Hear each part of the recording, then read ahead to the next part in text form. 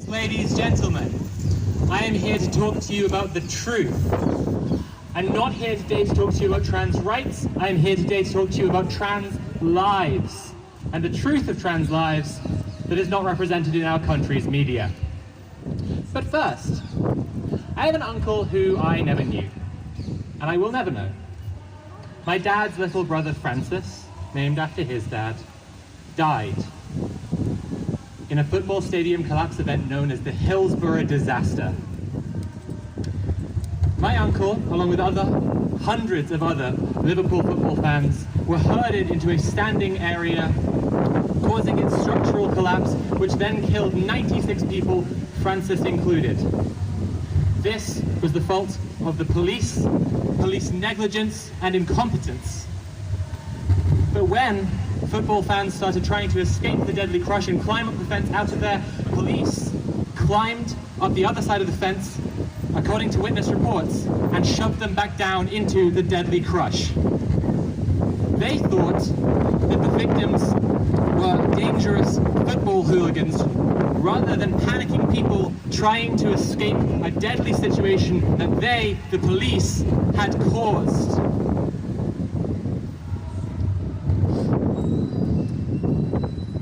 On the 19th of April 1989, 4 days later, the Sun newspaper published a front page piece under the bold letters, "The Truth." They claimed that the football fans had picked victims' pockets, urinated on, quote, brave cops, and even attacked an officer who was trying to provide CPR. These disgraceful lies, apparent to Liverpudlians for what they were, resulted in a boycott campaign to not buy the Sun, which lasts to this day.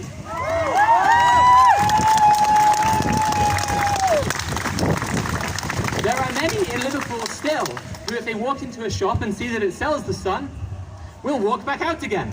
It remains difficult to give away the Sun newspaper in Liverpool for free to this day.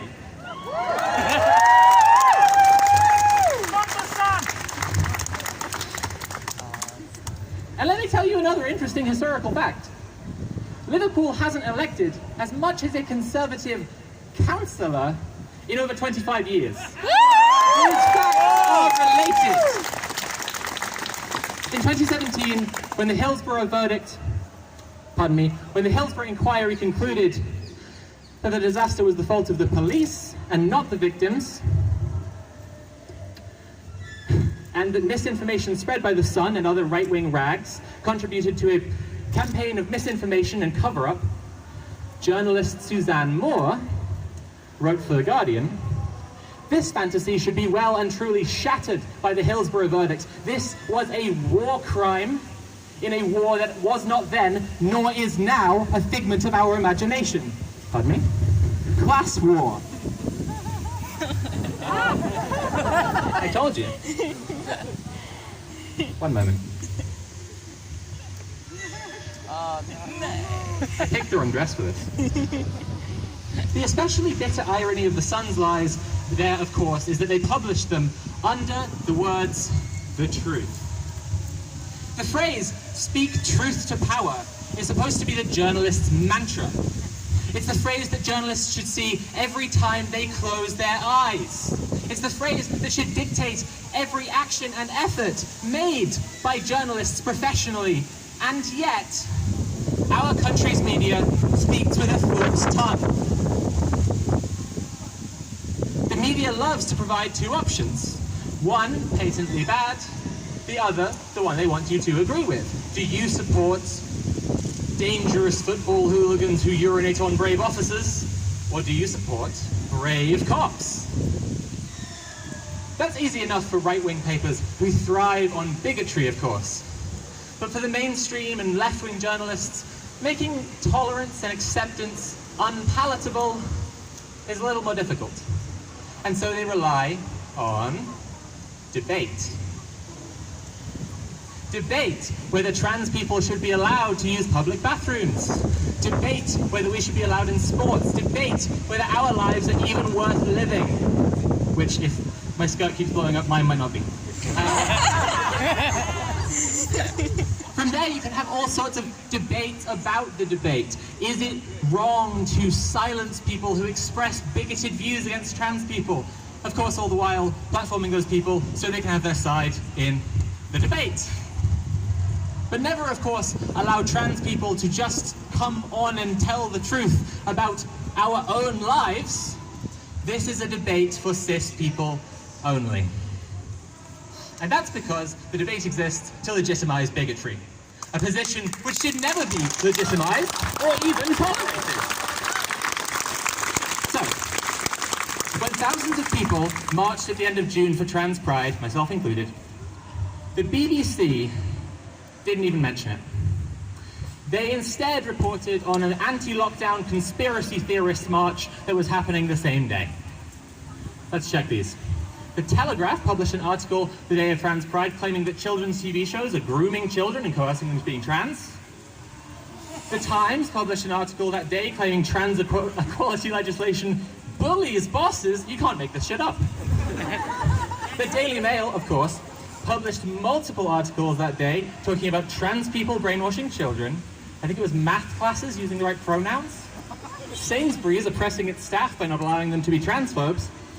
And most delicious of ironies, claiming that LGBT activists want to censor the news and control what information gets published.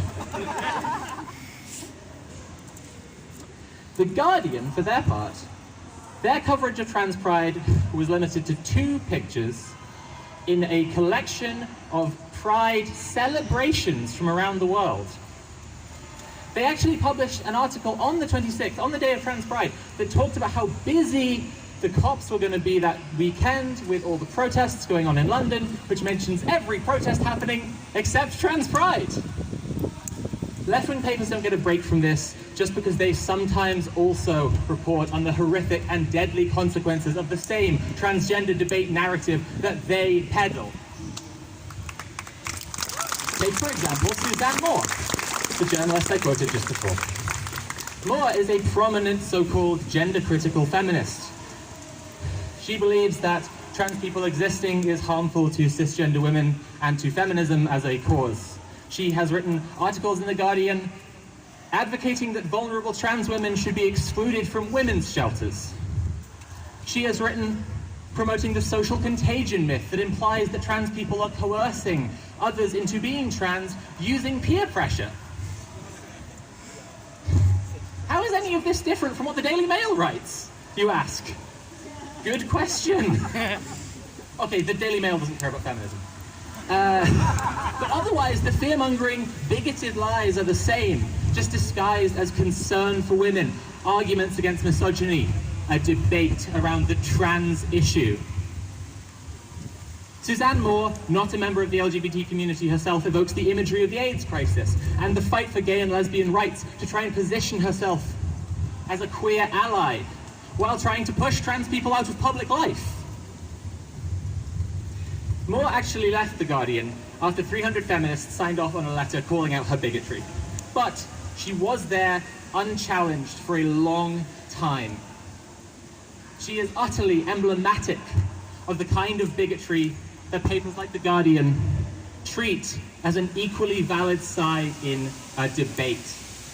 The Guardian, be it through complacency, cowardice, or complicity, has not improved.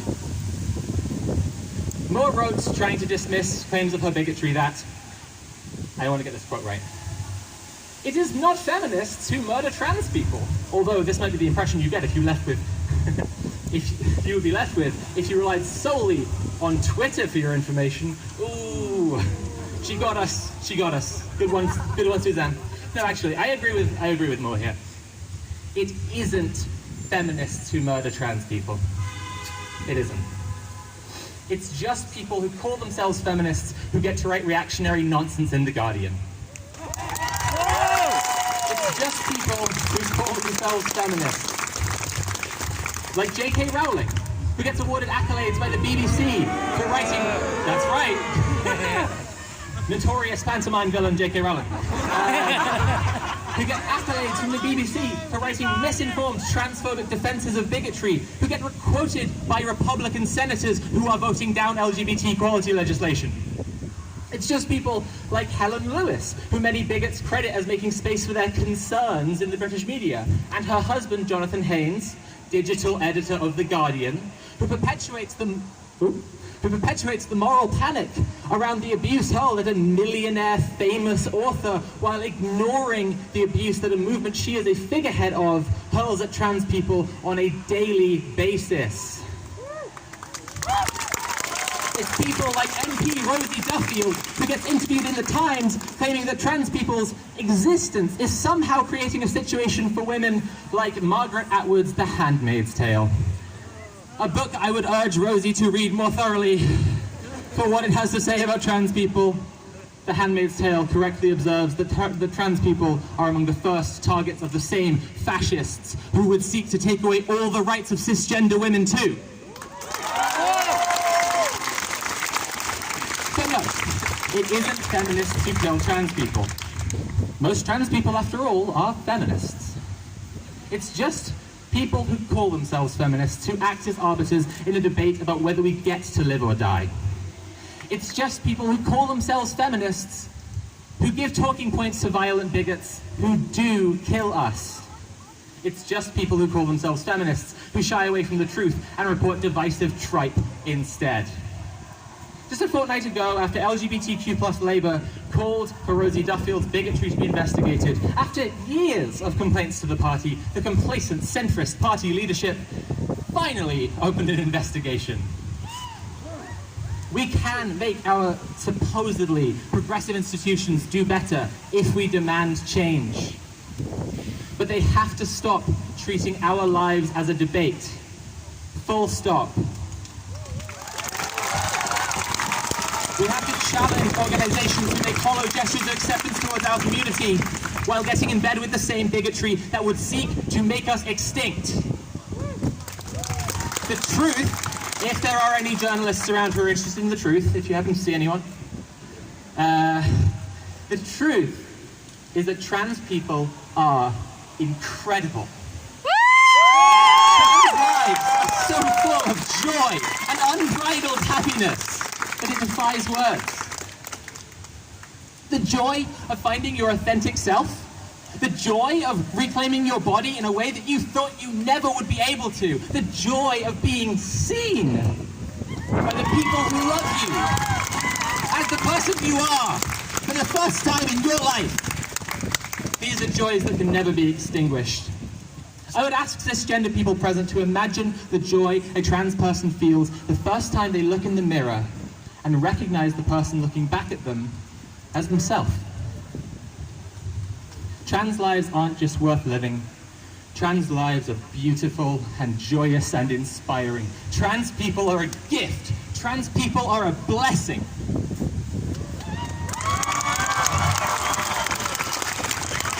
And people with trans people in their lives know that. There is no debate. There are trans lives, and there are people who don't know any trans people who want to use us as a distraction to stop people from paying attention to the way that our politicians are failing all of us. There are, of course, truths that, if there are any journalists who are interested in the truth, I will happily give them to speak to power. There are some examples. For example, I will happily tell any journalist listening how trans masculine people have had their access to genital surgery quietly shut down. It doesn't exist in the UK at all right now.